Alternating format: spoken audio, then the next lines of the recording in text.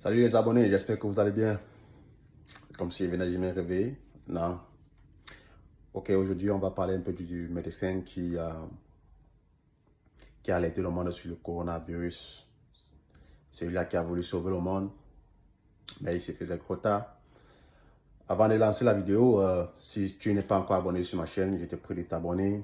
Abonne-toi et active la cloche de notification pour pouvoir recevoir les prochaines vidéos.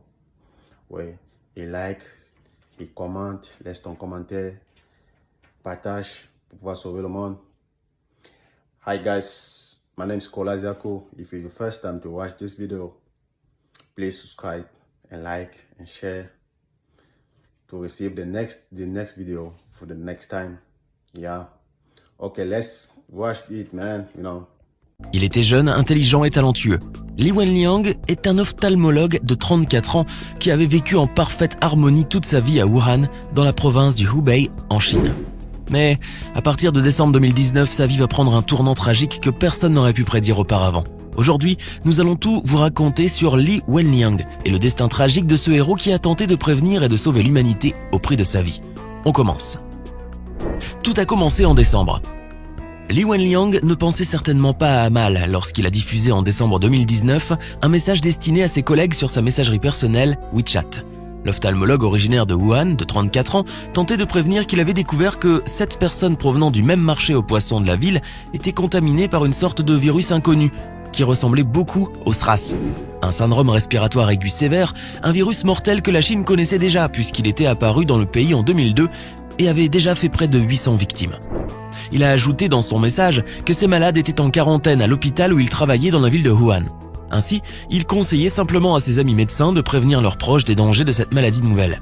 Le virus dont il paraît serait officiellement identifié par les autorités chinoises comme le 2019 nCoV, quelques jours plus tard. De simples mots qui ont eu pourtant l'effet d'une bombe et qui se sont vite transformés en capture d'écran virale. En voyant son message se répandre à une vitesse folle, Li Wenliang a compris que sa vie allait basculer et qu'elle allait certainement être punie pour avoir divulgué une information non officielle. Et pourtant, tout était parti d'une bonne intention. Convoqué pour divulgation d'informations non officielles. Et le docteur avait bien eu raison de se soucier de cela, car c'est exactement ce qui s'est produit. La nuit du 30 au 31 décembre, les autorités de la ville de Wuhan l'arrêtent aux côtés de 7 autres médecins. La police les accuse d'avoir diffusé des rumeurs. Ils leur font subir des entretiens sévères, puis leur font signer une lettre dans laquelle ils sont accusés de diffuser des rumeurs en ligne et de causer de graves perturbations de l'ordre social.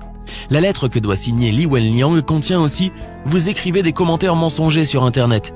Serez-vous capable de cesser ces actions illégales ? Nous vous mettons sévèrement en garde. Si vous continuez vos activités illégales, vous allez être poursuivi par la loi. Comprenez-vous ?» Li Wenliang accepte et signe. Avant de les relâcher, ils ordonnent verbalement et sévèrement à Li Wenliang et aux 7 autres médecins de cesser immédiatement de s'exprimer publiquement sur ce qui allait bientôt devenir l'épidémie à échelle mondiale que nous connaissons tous. Une épidémie qui a fait à ce jour au moins 1355 morts et plus de 60 000 personnes contaminées. Mais cela, à l'époque, personne ne s'en doutait, et l'ophtalmologiste va alors retourner travailler sans savoir que le pire l'attendait. À son tour contaminé. Le lendemain de leur arrestation, le gouvernement chinois va signaler à l'Organisation mondiale de la santé que plusieurs cas de pneumonie d'allure virale avaient été déclarés dans la ville de Wuhan. Pure coïncidence ? Non, puisque le 7 janvier 2020, les autorités chinoises indiqueront officiellement avoir identifié un nouveau coronavirus dans le pays. Le 11 janvier 2020, un premier patient décède dans le pays. 2 jours plus tard, la Thaïlande annonce à son tour être touchée par le nouveau coronavirus et d'autres pays voisins suivront ensuite. Ce qui n'était au départ qu'une rumeur se transforme alors en un véritable cauchemar. Le 10 janvier 2020, le docteur Li Wenliang s'occupe d'une patiente atteinte d'un glaucome sans savoir qu'elle est infectée par le coronavirus. Celui qui a été réduit au silence va alors voir ses craintes se réaliser, puisque lui aussi va se mettre à son tour à tousser et se sentir très fiévreux. Une fois rentré à la maison, il contamine aussi sans le savoir ses 2 parents, son fils de 5 ans et sa femme enceinte de 4 mois. Toute la famille de Wenliang est désormais infectée par le coronavirus. La situation du médecin Li Wenliang s'aggrave et il est finalement hospitalisé le 12 janvier 2020. C'est à ce moment-là qu'il décide de rendre publique son expérience. Il critique l'inaction du gouvernement chinois. Il continue de donner des informations sur le virus et est proclamé héros du jour au lendemain. À ce moment, j'étais confus car le gouvernement continuait de répéter qu'il n'y avait pas de transmission interhumaine et qu'aucun membre du corps médical n'avait été contaminé. Va-t-il déclarer lors d'une interview pour le magazine d'investigation Kexin. Mais malgré un état très critique, le jeune médecin affirmait vouloir reprendre son poste à l'hôpital une fois guéri et déclarait qu'il serait en première ligne pour affronter la maladie. Le 20 janvier 2019, le gouvernement chinois reconnaît que la transmission interhumaine est possible. 3 jours plus tard, grande surprise, toute l'agglomération de Wuhan a été mise en quarantaine. Le gouvernement chinois prend des mesures nécessaires et fait tout pour tenter d'arrêter la propagation de la maladie. Il lance le 24 janvier un projet fou défiant l'impossible, faire construire un hôpital pouvant accueillir jusqu'à 1500 malades en 10 jours. Le 28 janvier, la Cour suprême de justice de Pékin juge que le pays aurait pu mieux faire face à l'épidémie et s'y préparer si la rumeur lancée par le docteur Li Wenliang avait été prise au sérieux. Forcés de justifier sa réaction tardive et de faire des aveux francs, les dirigeants de la province du Hubei tentent de se déresponsabiliser en déclarant que les lanceurs d'alerte n'ont pas été arrêtés mais simplement rappelés à l'ordre pour avoir fait une erreur en employant le terme SRAS. Ce sont des excuses qui n'en sont évidemment pas et qui vont déclencher une horde de critiques sur les réseaux sociaux, suscitant ainsi la rage des internautes. En revanche, pour sa part, le maire de Wuhan s'est excusé d'avoir retardé la diffusion d'informations sur le coronavirus dans une interview à la télévision chinoise. Néanmoins, il a rappelé qu'il n'avait rien pu faire car il n'avait pas reçu l'autorisation de l'État. Et le 30 janvier, vu la vitesse à laquelle se répandait le coronavirus, ce fut le tour de l'OMS de décréter l'urgence sanitaire mondiale. Depuis, la position du gouvernement a radicalement changé. Les lanceurs d'alerte, comme le docteur Li Wenliang, sont passés de menaces pour les autorités à des anges en blanc, tels que l'opinion publique les a qualifiés. Quant à Li Wenliang, toujours hospitalisé, il ne pouvait que suivre le désastre, impuissant, depuis son lit d'hôpital. Le drame. Le peuple chinois s'est réveillé le matin du 7 février avec une terrible nouvelle. Le médecin dont l'état s'empirait depuis quelques jours a émis son dernier souffle la veille même. Li Wenliang, qui, au passage, attendait avec son épouse un heureux événement, a eu une fin tragique. Tragique, puisque l'ironie du sort a voulu que l'homme qui a été le premier à dénoncer le danger a été aussi l'un des premiers à s'engouffrer dedans. Avant de décéder, le jeune médecin, parfaitement conscient de son état, avait déclaré dans une interview pour le New York Times que si les autorités avaient divulgué des informations sur l'épidémie plus tôt, il serait certainement aujourd'hui sain et sauf. Il a également appelé à plus d'ouverture d'esprit et de transparence en faisant allusion au fait qu'on ait censuré son message et lui ait interdit de parler au moment opportun. L'hôpital central de Wuhan, qui a annoncé son décès, a affirmé que le docteur Li Wenliang avait malheureusement été infecté dans sa lutte contre la nouvelle épidémie de pneumonie à coronavirus et tous les efforts que le staff médical avait fait pour le sauver avaient été malheureusement vains.